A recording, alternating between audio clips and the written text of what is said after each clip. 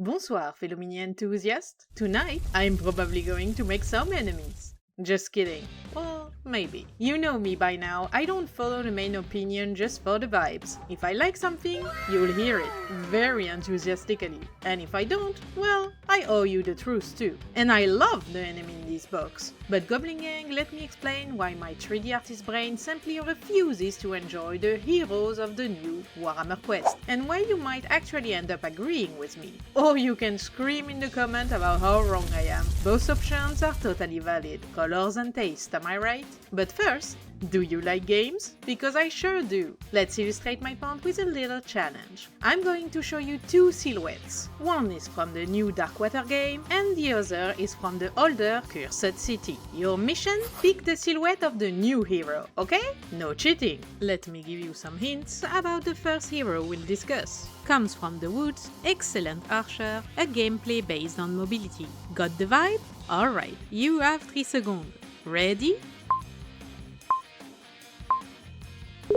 If you chose the centaur, you were right. Bravo! Maybe you already knew there was a centaur in the hero roster, which probably helped. But don't worry, Goblin Gang, the game will get harder from here. Now, Kelhannor is actually my favorite of the bunch, artistically speaking. He's a naughty prince who dreams of slaying Gelgus Pest for his rite of ascension. That is all the lore I could find so far, but he's here on the hunt, and honestly, this sculpt absolutely sells that energy. His miniature radiates confidence, the pose is on point, and is packed with gorgeous details. Feather, jewels, leather straps, you name it.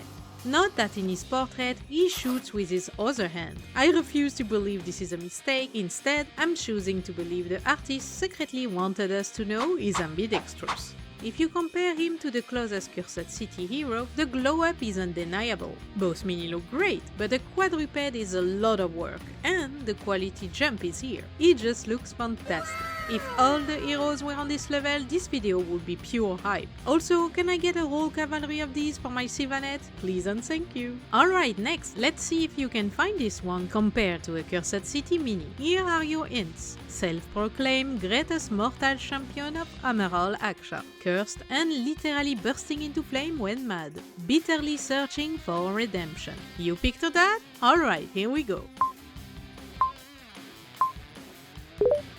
If you picked the cool helmet, which I would have picked too, you're right. And again, Edmark Valoran is an improvement over Imelda Braskov, sculpt quality-wise. That helmet, absolutely amazing. I love the manticore motif, the extra claws, the shield, it's all very epic. The cape is a bit stiff compared to the helmet, but it's a minor complaint. What really bothers me is the pose.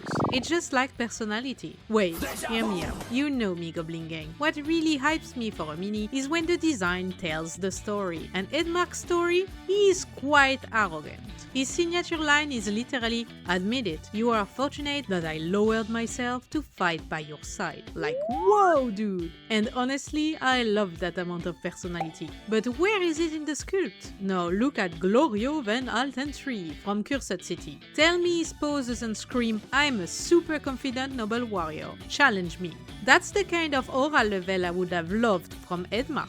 And I'm going to be even greedier. Roast me if you want. The entire reason he's in his group is because he's contaminated by splinters of raw Akshian Remstone, which makes him go full elemental rage and literally ignite when he's angry. He's hurt his previous comrade and is risking everything in the pursuit of redemption. So where is that? Give me flames. Give me a hint of corrupted flesh. His lore is so cool, just inspire me. I mean, story is a huge part of Warhammer Quest, right? But enough of that. The next hero actually follows their lore pretty well, so let's jump into the next silhouette challenge. Here are your hints. Heart-beaten mercenary, sacred relics, trying to change their life for the better. Got the picture? Alright, here we go.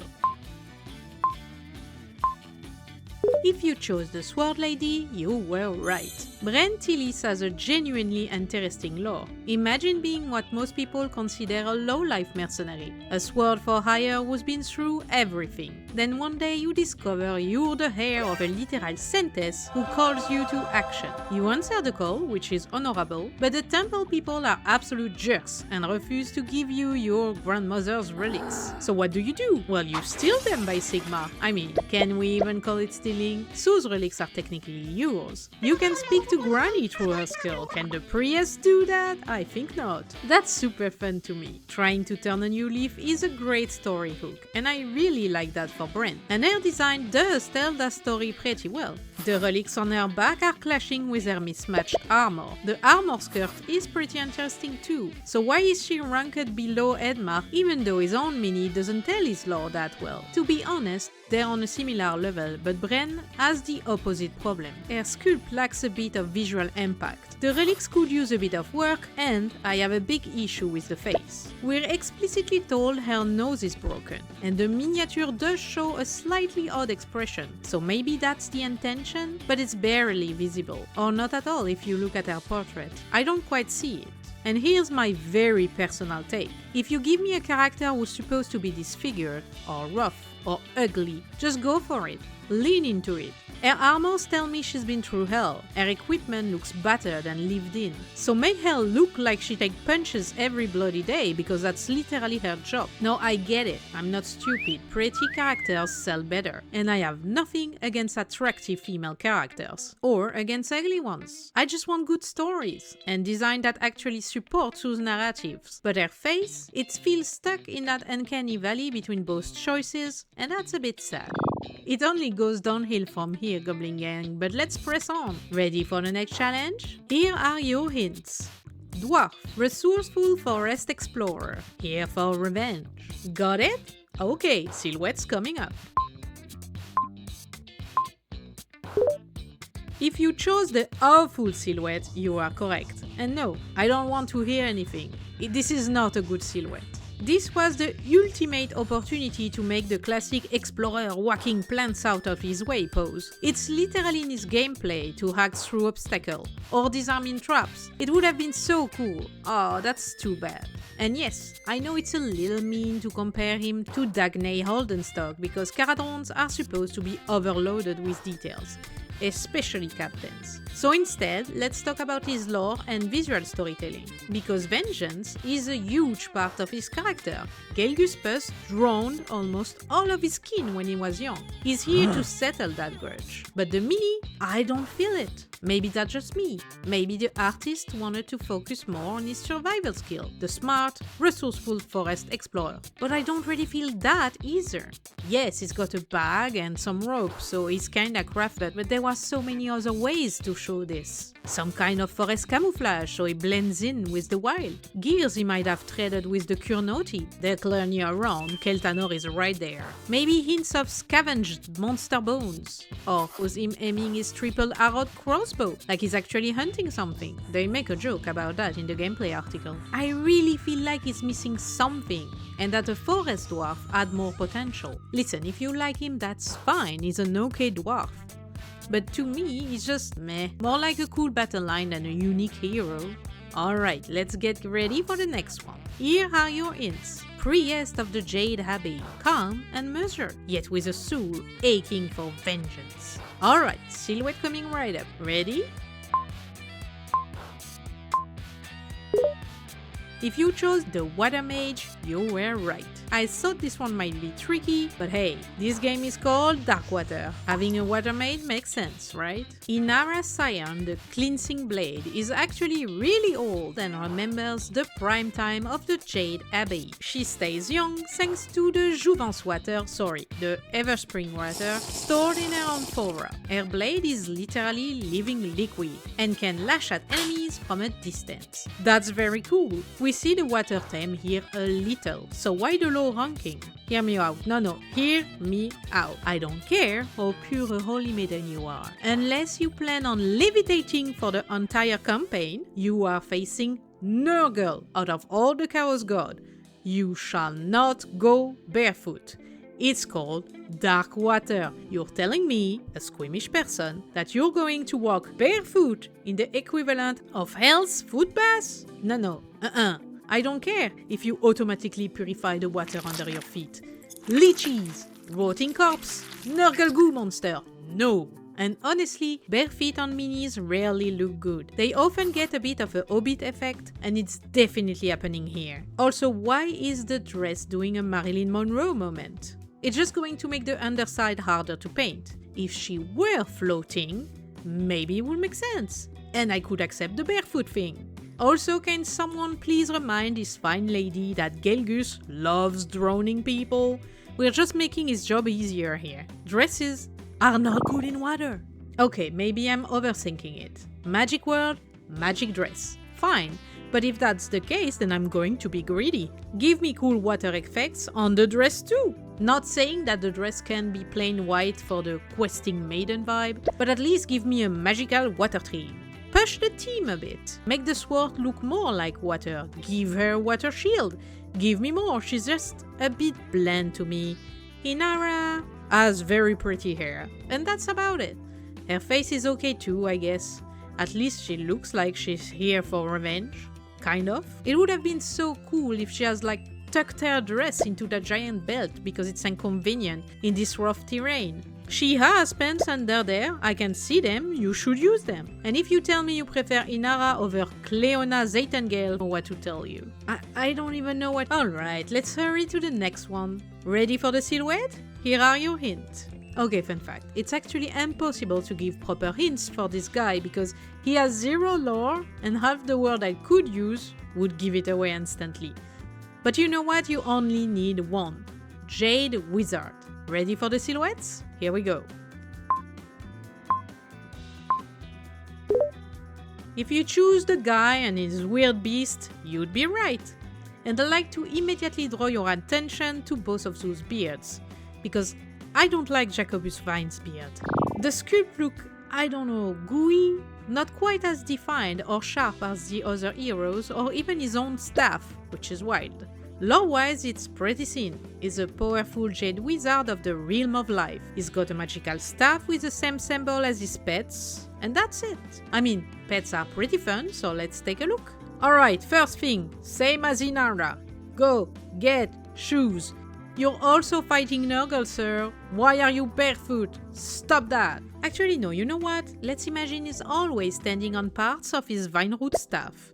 Yeah, that's fine, maybe he glides around. It's not canon, but my brain preferred that to him frolicking barefoot in Hell's foot bath. After all, they say the staff attach itself to the fauna Jacobus is perched on. Wait, fauna? Do they mean flora? Or is he hopping from beast to beast? I don't... Huh? Well, it doesn't matter, because this miniature has other issues.